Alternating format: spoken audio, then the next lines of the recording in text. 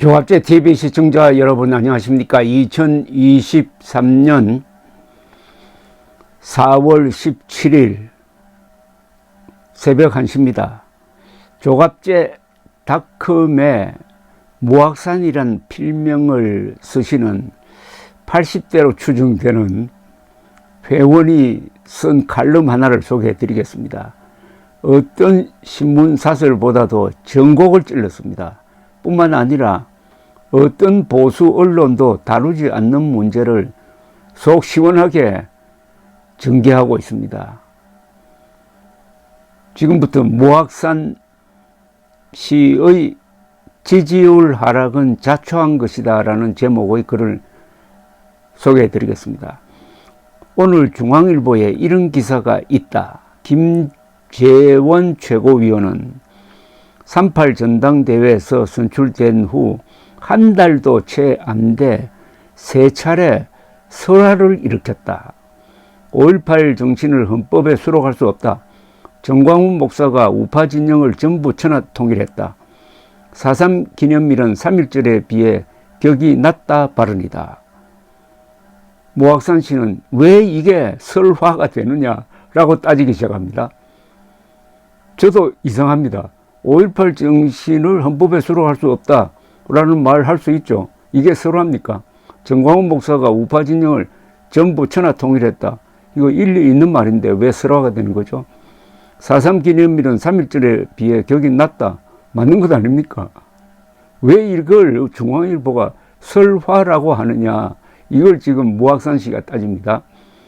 중앙일보는 설화를 일으켰다고 썼지만 다른 신문과 TV는 실언, 망언, 말실수 등으로 썼었다. 여하튼 여기서는 중앙일보의 표현대로 설화만 놓고 보자.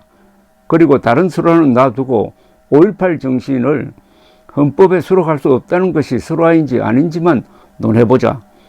설화를 사진에서 찾아봤는데 이렇게 풀이되어 있다.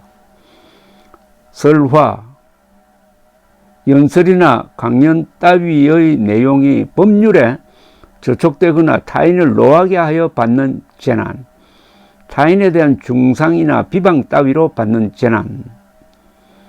5.18 정신을 헌법에 수록할 수 없다는 발언이 어째서 설화가 되는지 나는 사전을 읽고도 이해가 안 된다.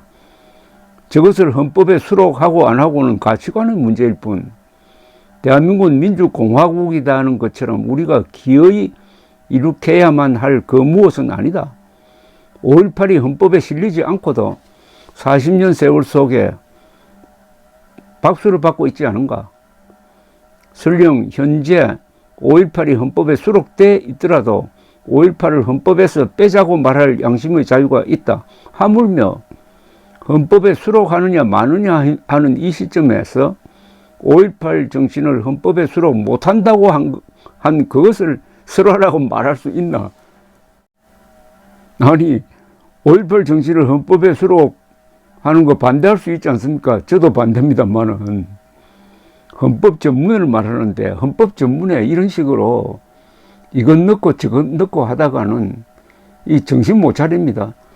5.18 정신을 넣자고 하면은 부마 사태 정신도 넣자고 할 것이고 서울올림픽 정신도 넣자고 할 것이고 산업화 정신도 중화공업 건설 정신도 넣자고 하지 않겠습니까?